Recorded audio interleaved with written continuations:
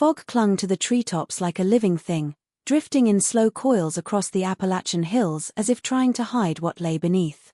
Locals always said the woods remembered every whisper, every sin, every buried secret, and that some families carried those secrets in their blood. On the far side of the mountain, where the road thinned into dirt and the dirt thinned into nothing, stood the remains of the Harrowwood cabin. Most people avoided it. The few who didn't never returned with the same eyes. When I first heard about the children born into that family, I thought it was nothing more than a mountain folk tale. Children who never set foot beyond the trees. Children who spoke in echoes. Children who were said to have inherited a forbidden past carved into their lineage long before they were born. Their story was buried under decades of silence until the storm that tore open the hillside, revealing the cabin's foundation and something far older beneath it. I didn't mean to find the journal. It was wrapped in cloth blackened by mold, wedged under a broken floorboard like it had been forced there in desperation. My hands trembled the moment I touched it, not because of the cold, but because the forest around me suddenly went quiet, as if waiting for me to open it. The pages were written in frantic strokes, no dates, no names, only confessions of a family trying to outlive a sin that refused to die.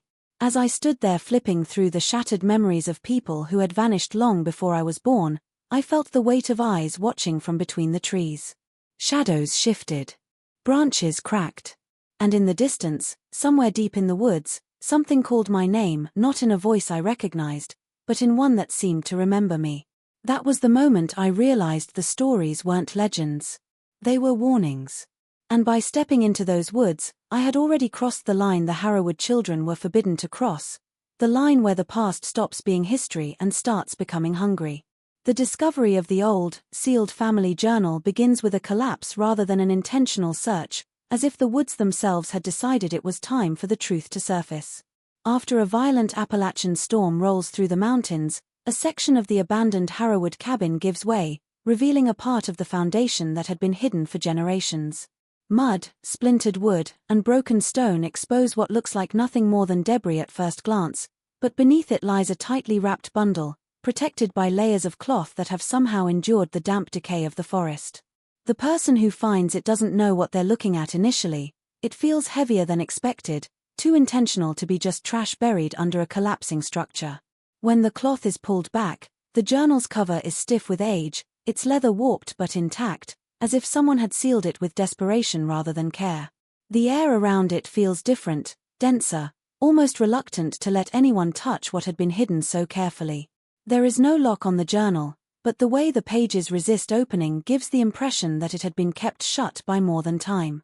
The moment the finder flips through the brittle pages, a subtle dread settles in the pit of their stomach. The writing is frantic, the ink smudged but still legible, with lines that appear to have been scribbled in haste, as though someone had been racing against something unseen. There are no names, no dates, nothing that anchors the journal to a particular year or generation. Instead, it feels like a series of confessions written in fear, each page more unsettling than the last. Some entries describe voices echoing through the woods at night, others mention children born under strange circumstances, and a few pages are filled only with repeated warnings about a curse that the family believed was carried through their bloodline.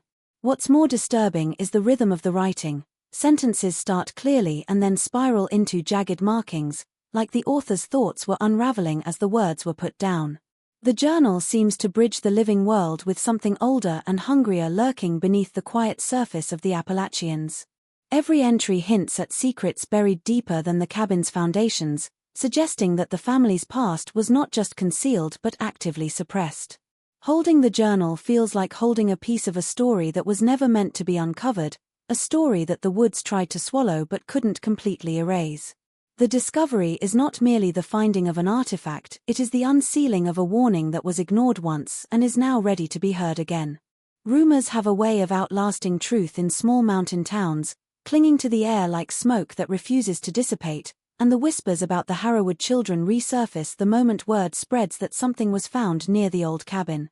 The oldest residents, the ones who rarely speak unless spoken to, begin exchanging uneasy glances, as if a story they had all silently agreed to bury has been shaken loose. They don't mention specific details at first, instead, they talk in fragments, in phrases carried from one porch to another, from one dimly lit general store corner to the next.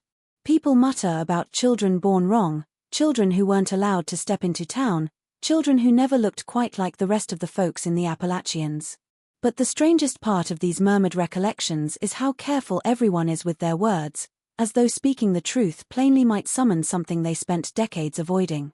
The rumors describe the Harrowwood family as one plagued by an inherited stain, a sin passed down through generations that everyone seemed to know about yet pretended not to see. Some say the children were kept hidden because they carried signs of their family's forbidden past, traits that set them apart, unsettling mannerisms, an eerie quietness that made even other mountain families uneasy.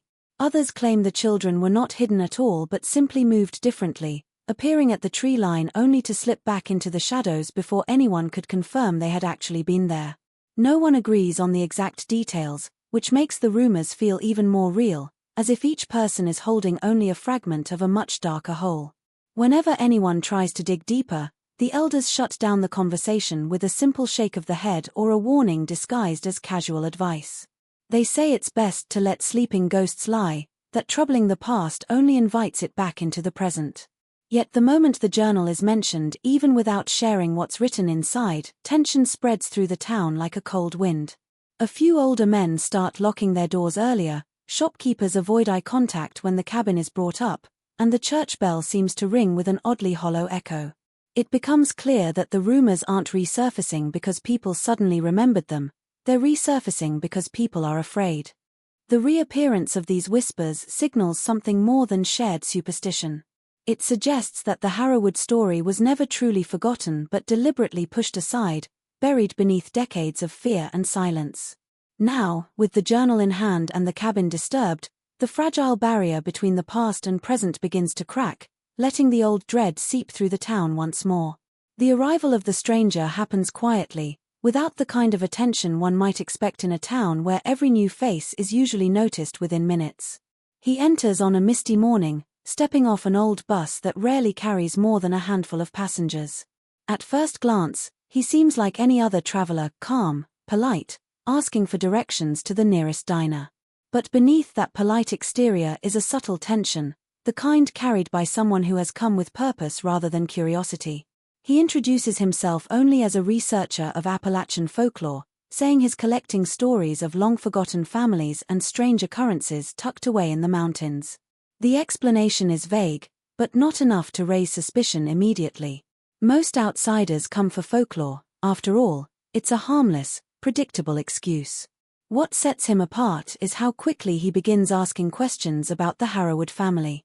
He doesn't start with the usual myths or ghost tales. Instead, he asks about the cabin, the children no one saw, and the storm that revealed the hidden foundation. His questions aren't casual, they're precise, guided by knowledge he shouldn't already have. When he visits the small town library, he goes straight to old property maps and census records, flipping through them with the urgency of someone searching for confirmation rather than information. When he speaks to the locals, he watches their reactions closely, as though trying to catch the flicker of truth behind their eyes.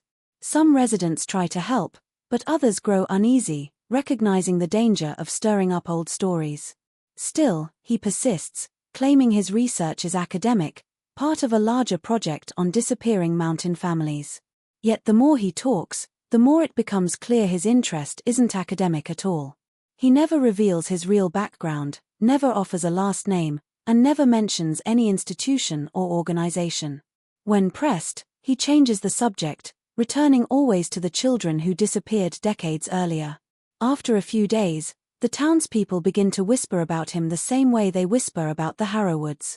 They notice that he returns to the edge of the woods every evening, standing still for long stretches as if listening for something beneath the wind. They notice he carries a recorder in his coat pocket, and that he keeps it on even when he thinks no one is watching. Some say they've heard him speaking softly into the trees, asking questions that sound less like an interview and more like a plea. The truth reveals itself slowly. He isn't in town to collect stories, he is searching for someone specific, someone who vanished long before he arrived.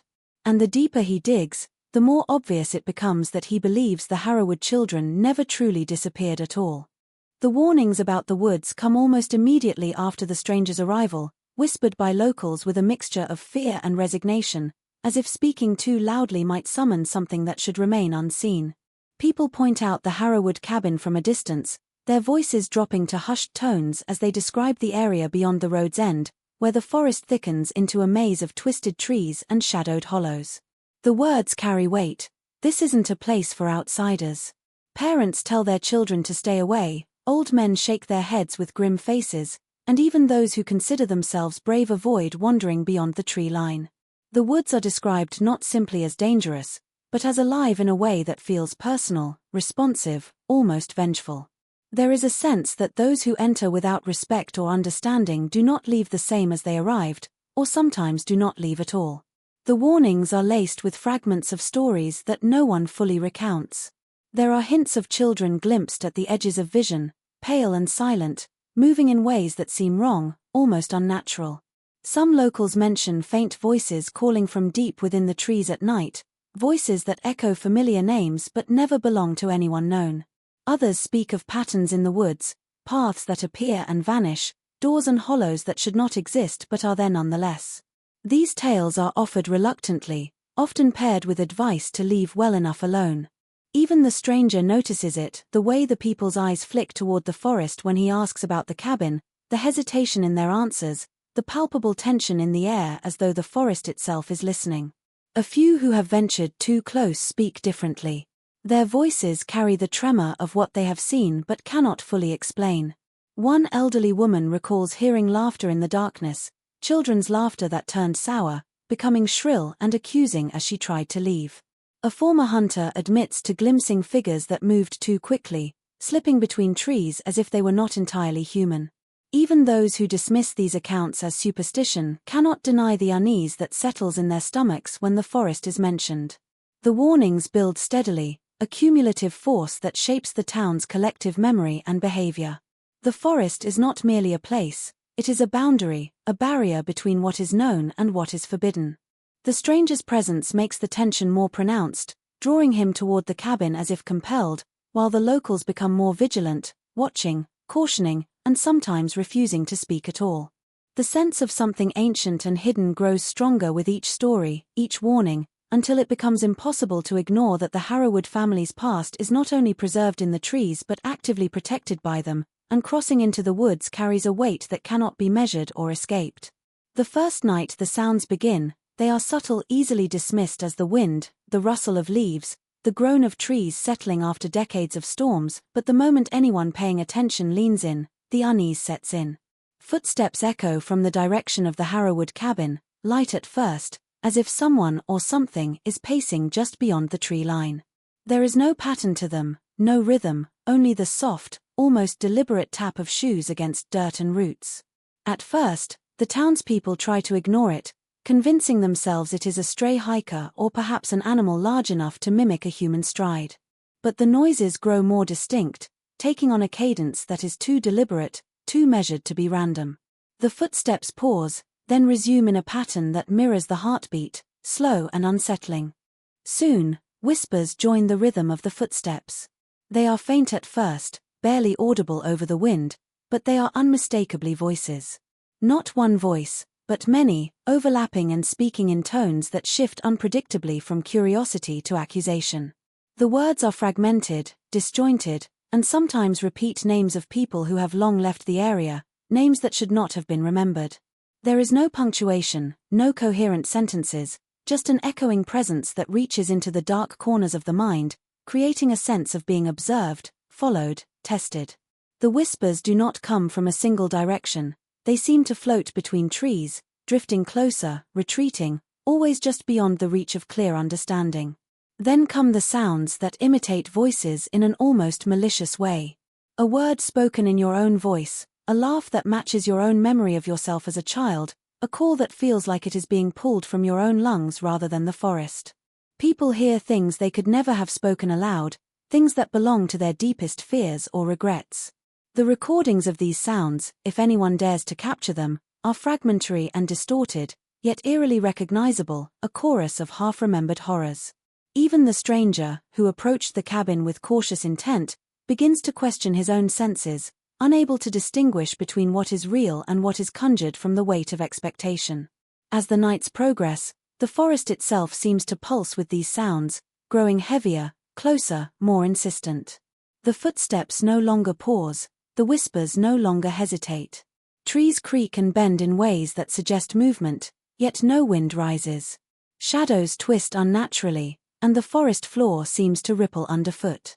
The sounds serve as a constant reminder that the woods are alive, aware, and that the Harrowwood children, or the essence of them, still move among the trees, unseen, patient, and watching.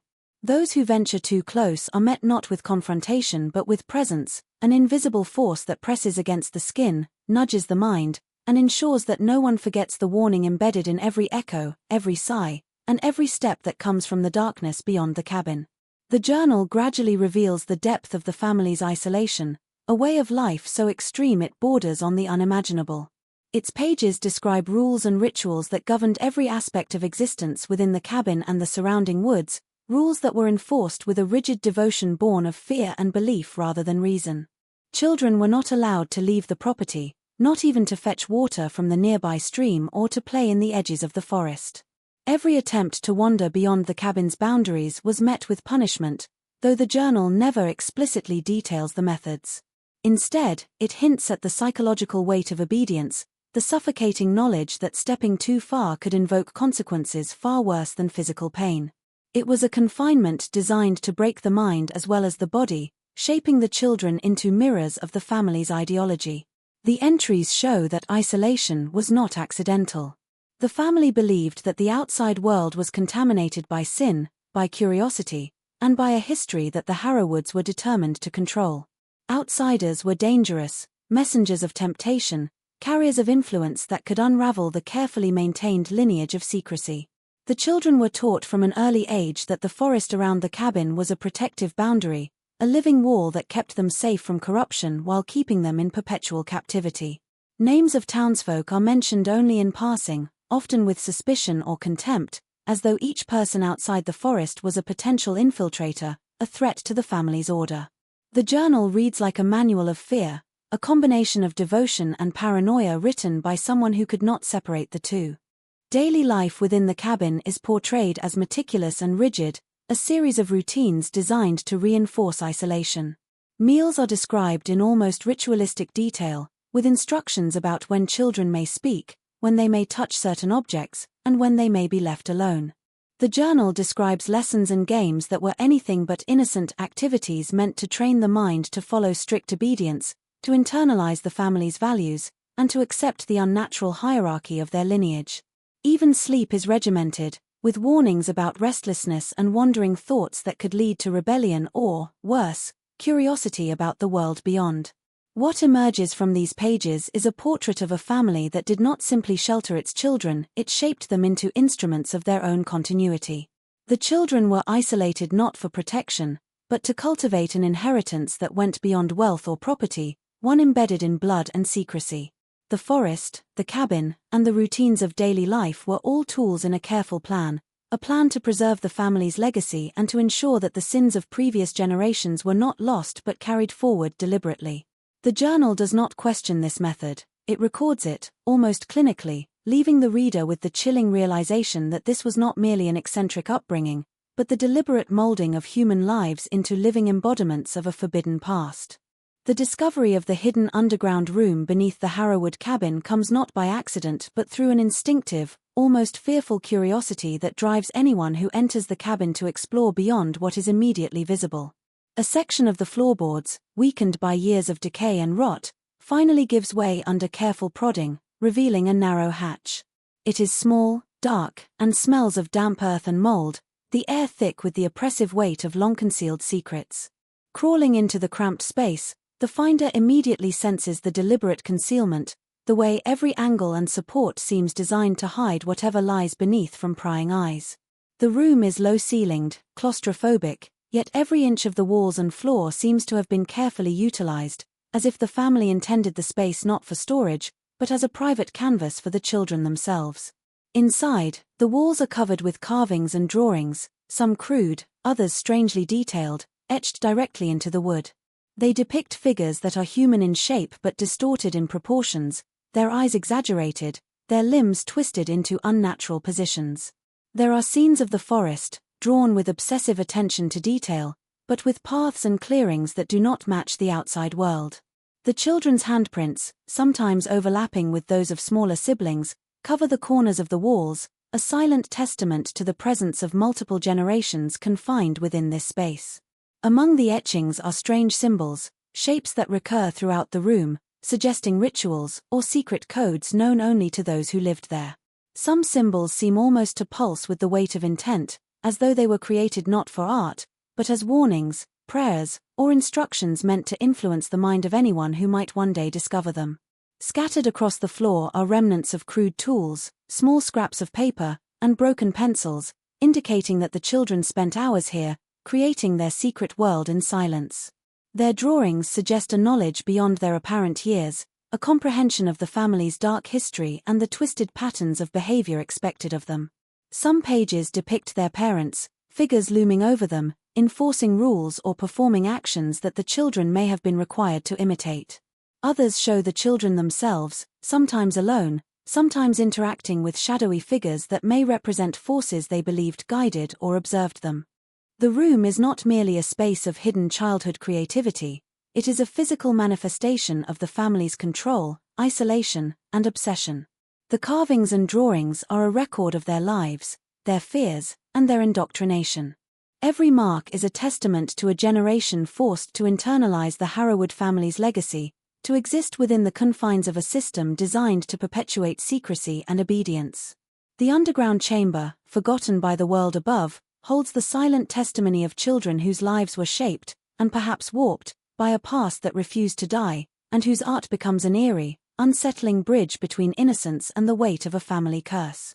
The disappearance of the researcher is sudden and disorienting, leaving behind only fragments of evidence that hint at the horrors he uncovered.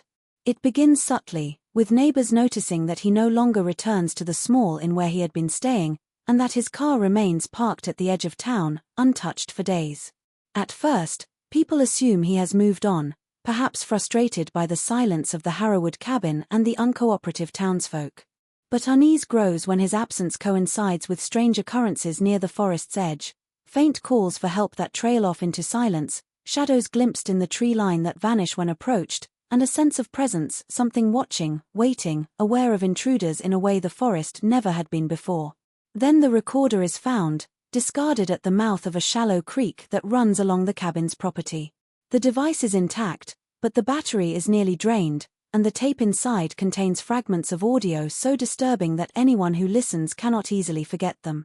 At first, there are only mundane observations, the sound of boots crunching over dry leaves, the wind whispering through the branches. Then come the whispers, the same disjointed, overlapping voices that locals have always described, but closer, sharper, almost directly addressing the listener.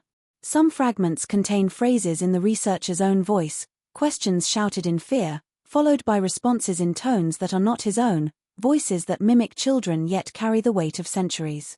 Laughter erupts in sudden bursts, unnatural and discordant, followed by silence that feels heavy, alive, and patient. As the recording continues, it becomes clear that the researcher ventured deeper than anyone before him, entering areas of the woods that resist human mapping. The sounds suggest movement through tunnels, creaking wooden doors, and the brushing of fingers against rough surfaces, possibly the carvings and drawings in the hidden underground chamber. He speaks occasionally into the recorder, asking questions in hurried, stammering tones, trying to make sense of what he is witnessing. But his voice is overpowered, drowned, and at times interrupted by shrill cries that seem to emanate from all directions at once. At the tape's end, there is silence, followed by a single, elongated breath that does not belong to him, and then nothing. The recorder becomes the only trace of his presence, a relic of his intrusion into a world deliberately hidden from outsiders. Its fragmented audio offers terrifying glimpses of what he encountered: a consciousness in the forest that is aware, deliberate, and possibly intelligent, something that ensures the Harrowwood legacy is neither forgotten nor escaped. With each playback, the fear deepens, leaving no doubt that the researcher's disappearance was not accidental, and that those who trespass into the forest risk more than being lost. They risk becoming part of the story, another fragment in the echoes that the woods themselves preserve. The truth that begins to emerge about the Harrowwood children is far darker than anyone could have anticipated, revealed slowly through the combination of the journal, the recorder, and the fragmented memories of townsfolk who still remember the family. It becomes clear that the children were not merely hidden from the outside world out of fear or eccentricity, but that their isolation served a far more deliberate and insidious purpose. The family's intent was not simply to shelter them but to mold them into instruments of a generational vow, a set of rituals and behaviors designed to preserve and perpetuate a forbidden legacy. Each child was taught from birth to internalize the values, fears, and obsessions of their predecessors, to understand the past not as history but as a living, breathing force that demanded obedience. The journal outlines repeated instructions, exercises, and warnings intended to ensure that no deviation could occur, that the sin and secrecy of the family would remain unbroken across decades, carried forward by the youngest members. The rituals themselves are cryptic, often described in fragmented sentences that hint at acts meant to solidify the children's role in the family's legacy. Certain behaviors are emphasized repeatedly: watching, listening, obeying, and internalizing rules that seem designed to shape their very perception of reality. There are descriptions of ceremonies conducted in the dead of night, practices that involve both silence and repetition, reinforcing lessons about loyalty, secrecy, and submission. The journal makes it apparent that failure to adhere was not an option. The consequences were implied with an almost obsessive insistence, leaving no room for disobedience or independent thought. Over time, these practices warped the children's understanding of the world outside the forest, leaving them incapable of functioning within it even if they had the opportunity to leave. The more the pieces are examined, the more it becomes evident that the Harrowwoods were cultivating more than secrecy, they were cultivating continuity. Each generation was meant to assume a role within the forest and the cabin, to become both guardian and participant in the family's hidden rituals. The children were trained to be aware of the outside world yet remain entirely separate from it, to understand human behavior without ever truly participating in it. The researchers' recordings suggest that this training continued beyond the lives of the parents, that some children carried the lessons forward even after the elders were gone, and that the forest itself seemed to act as a repository of their influence, a silent witness and enforcer of the family's design. The terrifying realization crystallizes gradually: the Harrowwood children were never simply victims of circumstance. They were heirs to a system engineered to perpetuate itself, bound by a legacy that refused to die, and they may still exist as living embodiments of a vow that began nearly a century ago, carrying forward the family's forbidden past with a discipline and awareness that chills anyone who begins to comprehend it. The final revelation comes with a creeping, almost unbearable sense of inevitability. The Harrowwood children, or what they have become, were never truly gone. As the layers of the family's history are peeled back through the journal, the carvings in the underground chamber, and the fractured recordings left by the vanished researcher, it becomes clear that their presence has never entirely left the woods. The children were raised in a deliberate isolation so profound that they internalized the family's legacy as a living, breathing force, one that binds them to the forest in ways that transcend ordinary human experience. They were trained not only to obey the rituals and rules imposed by generations before them but to understand the rhythms of the forest itself, to move unseen, to become part of its shadows and whispers. The forest was not merely a boundary, it was an extension of the family, a partner in their secrecy, a place where the children could grow up encased in the family's forbidden past yet unobserved by the outside world. Every hint uncovered suggests that the children never left, that they became almost spectral in their existence, aware, patient, and methodical. Locals begin to notice subtle changes in the landscape, signs that the woods are inhabited not only by trees and animals but by something human yet unnervingly different. Paths shift inexplicably, areas once familiar seem altered, and sounds echo where they should not. The journal and recordings, when considered together, hint that the children were conditioned to maintain the family's legacy indefinitely, to preserve the patterns and rituals that have governed their lives for decades. There is a sense that they are waiting, watching for someone to either complete a cycle or perhaps to trespass so deeply that the family's history might be confronted again. It becomes evident that these children, though now adults or perhaps something other than adults, exist in a liminal state, part human, part embodiment of the family's past, and entirely shaped by the vows imposed upon them. Their lives were never meant to intersect with the outside world, and yet the very act of discovery, the cabin unearthed, the journal found, the stranger who vanished, has drawn attention back into the forest. The Harrowwood's purpose, instilled through decades of strict isolation, has ensured that their legacy cannot be undone, and those who probe too deeply risk becoming participants in a story that was carefully orchestrated long before they arrived. The sense of being watched intensifies as evidence mounts. Footsteps in the underbrush, whispers in voices that mimic one's own, fleeting shadows between the trees all suggest that the Harrowwood children remain present, observing every intrusion. They have been conditioned to preserve secrecy, to enforce the family's rules, and to continue a generational vow that began nearly a century ago. The terrifying reality settles. The children may still inhabit the woods, silent, patient, and waiting, their existence bound to a forbidden past that refuses to die, ready to respond to anyone daring enough to trespass into the legacy they were born to uphold.